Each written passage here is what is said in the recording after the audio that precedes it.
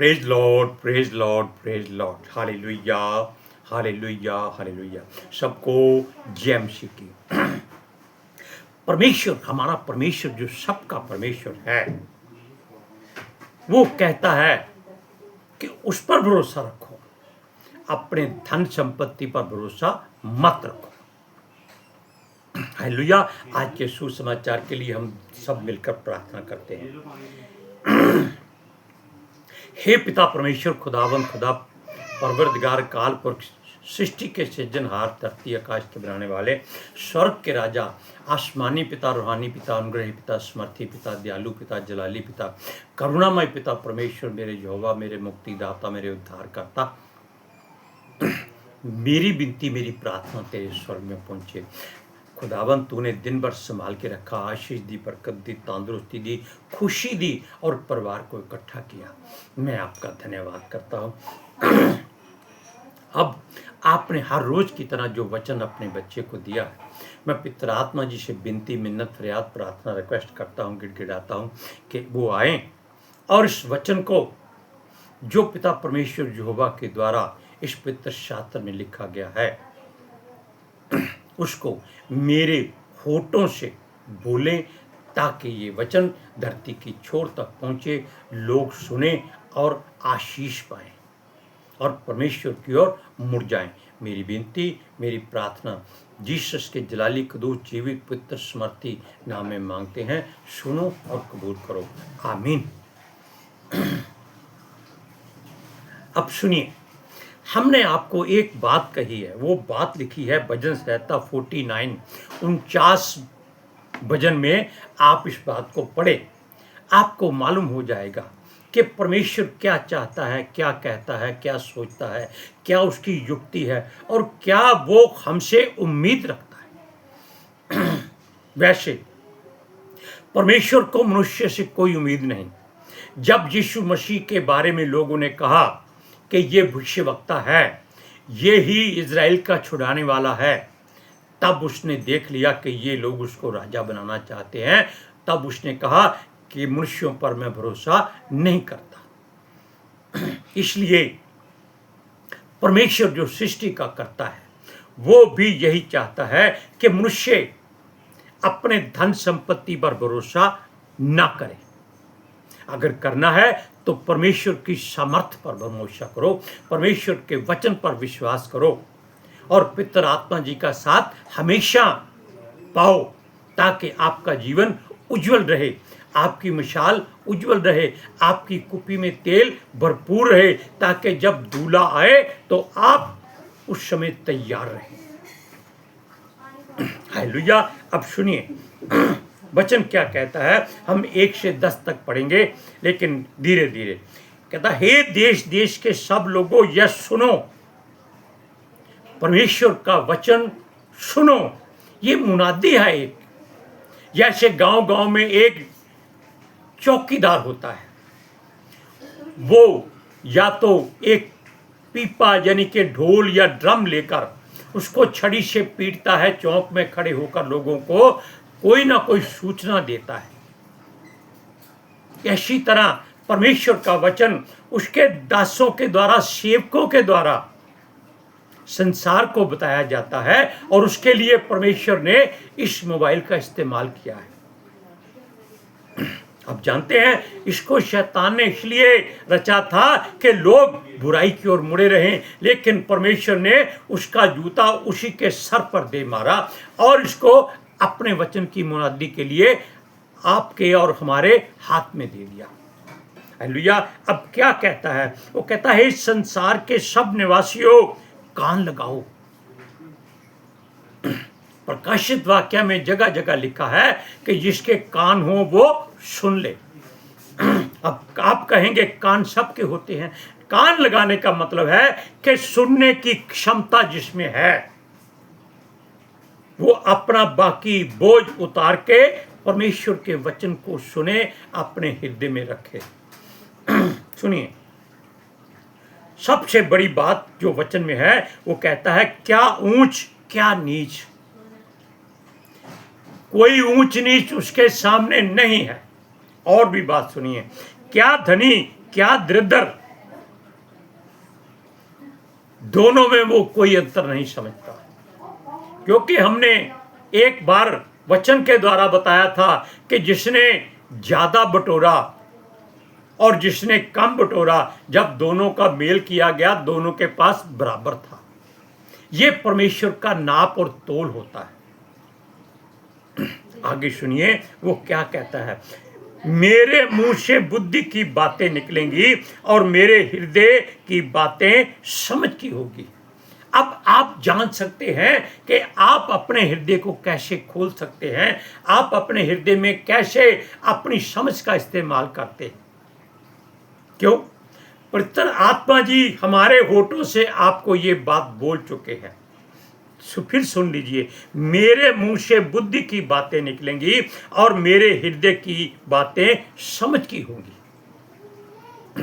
आप ये मत समझिए कि ये जो आप परमेश्वर का सेवक है ये बोलता है, नहीं। ये परमेश्वर का वचन जो पितर आत्मा जी के द्वारा हमारे मुख से निकलता है।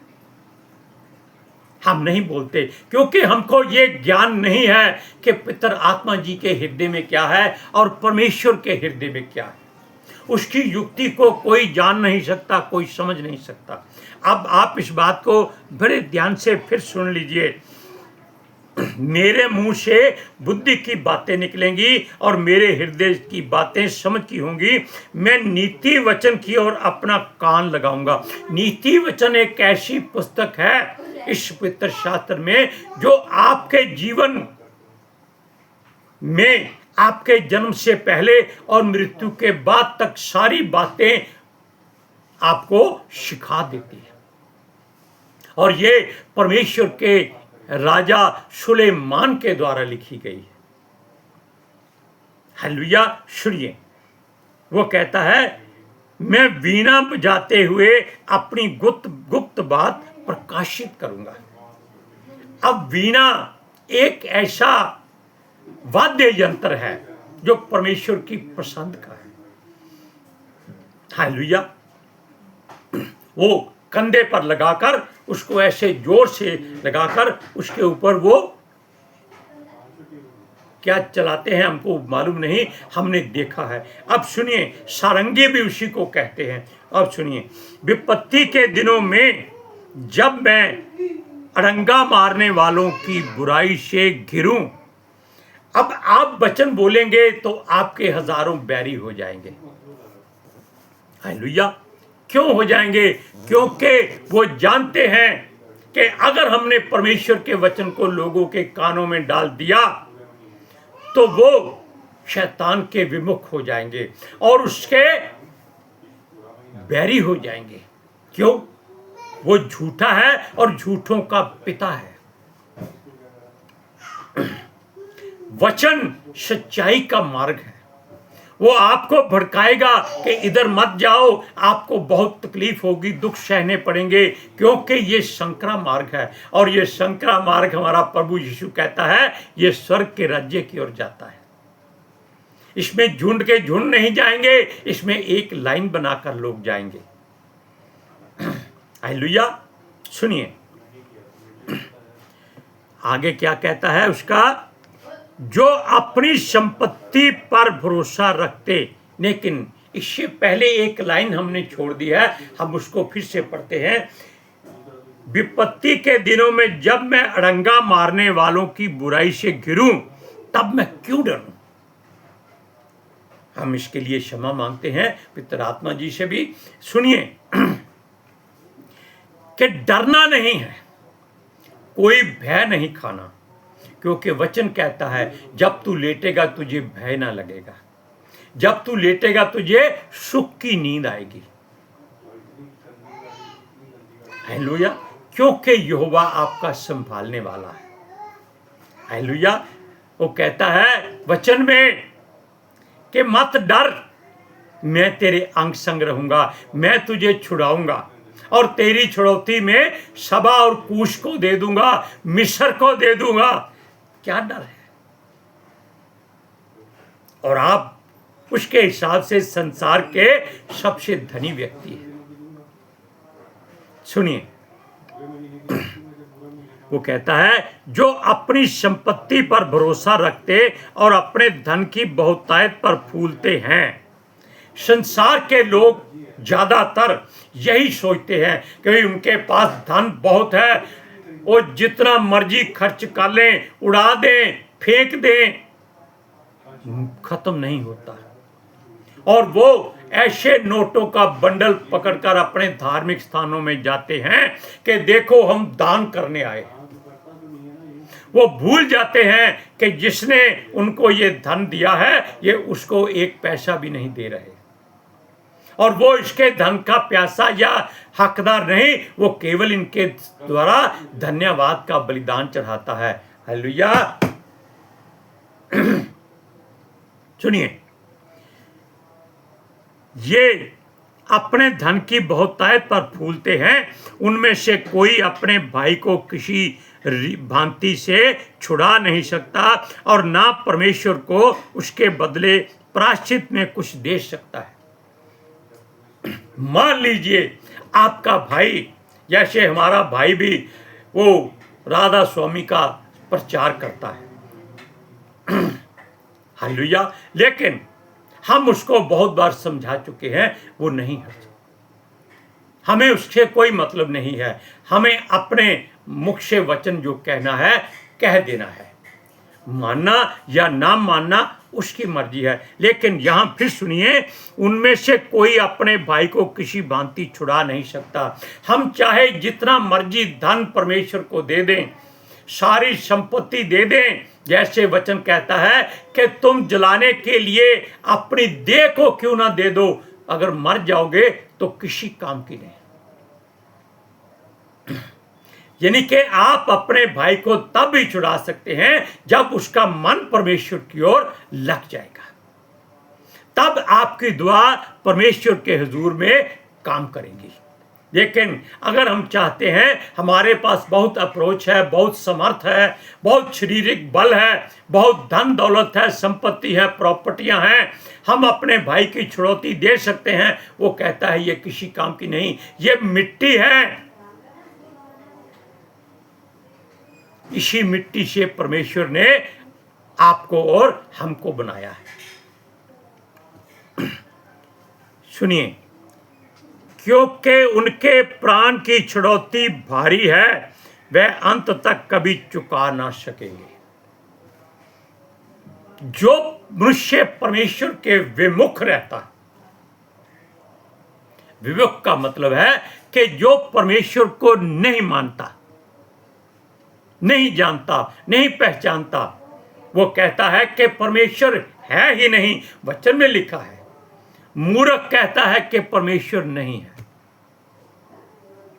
वो किसको मानता है? वो अपने आसपास के धनी लोगों को, या बहुत रंग रंगीले कपड़े वाले पहनने वालों को, या हमारे जैसी या हमसे भी बड़ी बड़ी दाढ़ियों वाले लोगों को, जिनके बाल बड़े बड़े होते हैं, और वो उनको सर झुकाकर दंडवत करते हैं, जमीन पर लेट लेट कर। जबकि वचन कहता है कि किसी के आगे अपना सर मत झुका। ये सर नहीं, ये यीशु मसीह है।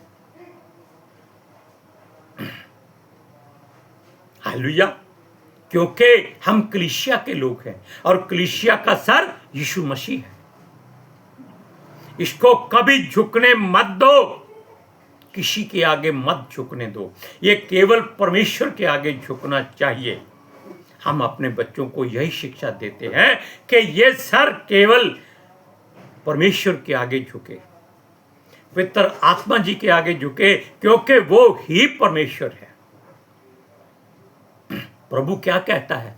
यीशु मसीह कहता है, मनुष्य के पुत्र के विरोध में आप कुछ कह देंगे, उसकी माफी मिल जाएगी, लेकिन जो मनुष्य पवित्र आत्मा के विरोध में एक शब्द भी कहेगा, उसके लिए दंड हमेशा तैयार रहेगा और कोई माफी नहीं होगी, ना इस लोक में ना परलोक में।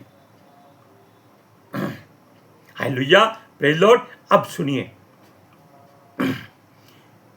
कोई ऐसा नहीं जो सदैव जीवित रहे और कब्र को ना देखे। मनुष्य की आयु मतुशैला, जिसकी 969 साल की उम्र थी, संसार में उसके बराबर कोई व्यक्ति पैदा नहीं हुआ जो उसकी उम्र की बराबरी करे। वो भी मर गया, मिट्टी में मिल गया, उसकी कोई कब्र नहीं है। क्यों? कीड़े खा जाते हैं मिट्टी को। धरती के जो कीड़े होते हैं वो इस मिट्टी को चबा चबा कर खाते हैं, चूस चूस कर खाते हैं और मिट्टी में मिला देते हैं। इसलिए कोई मनुष्य संसार में नहीं, संसार के लोग कहते हैं कि उनके ऋषियों मुनियों ने हजारों वर्ष तपस्या की है। किस काम की? अपने लिए की है या दूसरे के लिए की है? उसका फायदा किसको है? क्या संसार के लोगों को उसका कुछ फायदा है? भाई हमारे मुनियों ने 10,000 साल तपस्या की, 10,000 साल उसने बर्बाद कर दिए। अगर वो जीवन लोगों की सेवा के लिए लगाते तो परमेश्वर उसको आशीष देते। अब ये लोग उनकी कब्रों की पूजा करते हैं, क्योंकि वो नहीं, जो मिट्टी से बना मनुष्य है उसको मरना ही मरना है, चाहे कुछ हो जाए। ऐसा कोई संसार में मनुष्य नहीं जो कब्र में ना जाए। कब्र का मतलब ये जरूरी नहीं कि उसको दफनाया ही जाए, उसको जलाया भी जा सकता है, पानी में भी फेंका जा सकता है। युद्ध में लाखों लोग मारे जाते हैं, क्या उनके लिए कोई कब्र होती है? क्या उनके शरीरों को जलाया जाता है? नहीं। उनके लिए यहोवा परमेश्वर कहता है, आओ मांसाहारी पशुओं, आओ मांसाहारी पक्षियों, सेनाओं का, योद्धाओं का मांस खाओ। और वो जानवर इनका मांस खाते हैं। और इसका पता कब चलता है? जब उनके खून से लिथड़े हुए कपड़े, खून से लिथड़े हुए जूते और उनके मुकुट और उनके हथियार वहीं पड़े रह जाते हैं और देह का कुछ पता नहीं चलता। केवल हड्डियां रह जाती हैं, क्योंकि मनुष्य की हड्डी आग में नहीं जलती और जानवर इसको नहीं खाता। इसीलिए यहेजकेल की पुस्तक में यहोवा ने उससे कहा, हे मनुष्य की संतान, इन सूखी हड्डियों को हुक्म दे कि ये जी उठें। और सचमुच वो जी उठी थी। परमेश्वर जो चाहे कर सकता है। वचन सुनिए, क्योंकि देखने में आता है कि बुद्धिमान भी मरते हैं और मूर्ख और पशु सरीखे मनुष्य भी दोनों नष्ट होते हैं और अपनी संपत्ति दूसरों के लिए छोड़ जाते हैं। साथ में कोई कुछ नहीं लेके जाता, ये केवल अपनी बुराई और अच्छाई ही लेके जाते हैं। Hallelujah, praise Lord. इसलिए हम फिर सूरज परमानी की बात करते हैं। वो कहता है कि देखो, मरने से पहले जो करना है कर लो। अच्छा करोगे अच्छा फल मिलेगा, बुरा करोगे बुरा फल मिलेगा। क्यों? परमेश्वर न्यायी है, सच्चा है। वो ऊंच नीच नहीं देखता, वो धनी और दरिद्र को नहीं देखता, वो केवल अपना न्याय देखता है। हालेलुया। अब आप जान गए कि परमेश्वर का वचन आपको जीवित रखता है अगर आप अपना हृदय उसको सौंप दें। अब हम मिलकर प्रार्थना करते हैं। हे पिता परमेश्वर, खुदावंद खुदा, परवरदिगार काल पुरख, हे सर्वशक्तिमान परम प्रधान परमेश्वर, सृष्टि के सृजनहार अकाल पुरख, मैं आपका धन्यवाद करता हूँ। आपने जो वचन हमें हर रोज की तरह दिया खुदावंद खुदा, हमने पितर आत्मा जी की सहायता से आपके जगत की छोर तक पहुँचा दिया है। अब वो लोग इन वचनों को सुने और अपनी सच्चाई और परमेश्वर की सच्चाई में अंतर देखें। हालेलुया। और जान लें कि सच्चाई क्या है, ताकि वो इस बुराई से आज़ाद हो जाए जो संसार में उनको घेरे हुए है। मेरी विनती, मेरी प्रार्थना जीसस के समर्थी जलाली कदूस जीवित और पवित्र नाम में मांगते हैं। सुनो और कबूल करो। आमीन। हालेलुया। Praise Lord. सबको जय मसीह की।